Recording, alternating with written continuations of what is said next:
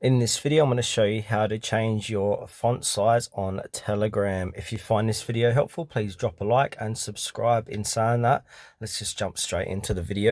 All right, so we need to open up the Telegram app on a device. Once you've done that, you want to go and click on the three horizontal bars on the top left-hand corner of the page. Now from here, we need to click into settings. Now inside settings, we need to scroll down. And we need to find chat settings. So go ahead and click onto chat settings. And now at the top of the page here, we've got message text size. So we can go ahead and save this. So you just increase your text size by moving this slider left to right. So I'm going to keep it about there. And if I go back to my chats or anything like that, my text size is going to be changed accordingly.